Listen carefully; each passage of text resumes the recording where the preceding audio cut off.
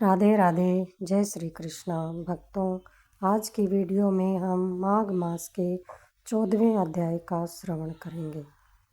माघ मास में यदि मनुष्य भाव से या बिना किसी भाव के पूजा पाठ करता है, भगवान का नाम लेता है, सत्संग सुनता है या फिर माघ मास का महात्म सुनता है, उसके सभी पाप नष्ट कर देता है।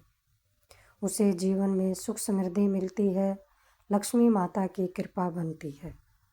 साथ ही प्रभु की भजन करने से प्रभु की प्रीति प्राप्त होती है और उनकी कृपाएं हम पर बरसती रहती हैं। इसलिए हमें माघ मास का महात्म जरूर सुनना चाहिए। आइए माघ मास के महात्म का 14वें अध्याय का श्रवण करते हैं। वार्तवीर्य जी बोले कि हे विप्र श्रेष्ठ, किस प्रकार एक वैश्य माघ स्नान के पुण्य से पापों से मुक्त होकर दूसरे के साथ स्वर्ग को गया, सो मुझसे कहिए। तब दत्तात्रेय जी कहने लगे कि जल स्वभाव से भी उज्ज्वल, निर्मल, शुद्ध, मलनाशक और पापों को धोने वाला है। जल सब प्राणियों का पोषण करने वाला है, ऐसा वेदों ने कहा है। मकर के सूर्य माघ मास में गौ के पैर डूबने योग्य जल से भी स्नान करने से मनुष्य स्वर्ग को प्राप्त होता है। यदि सारा मास स्नान करने से अशक्त हो तो 3 दिन ही स्नान करने से पापों का नाश होता है। जो व्यक्ति थोड़ा ही दान करे वह भी धनी और दीर्घायु होता है। 5 दिन स्नान करने से चंद्रमा के सदृश शोभायमान होता है। इसलिए अपना शुभ चाहने वालों को माघ से बाहर स्नान करना चाहिए। अब माघ में स्नान करने वालों के नियम कहता हूँ।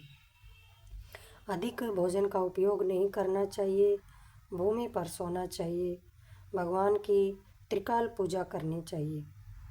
ईंधन, वस्त्र, कंबल, जूता, कुमकुम, घृत, तेल, कपास, रुई वस्त्र तथा अन्न का दान करना चाहिए।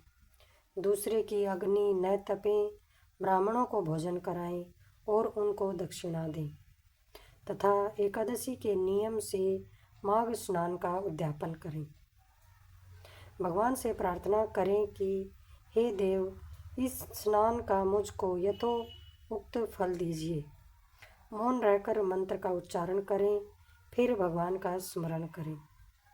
जो मनुष्य श्री गंगा जी में माघ में स्नान करते हैं वे 4000 युग तक स्वर्ग से नहीं गिरते।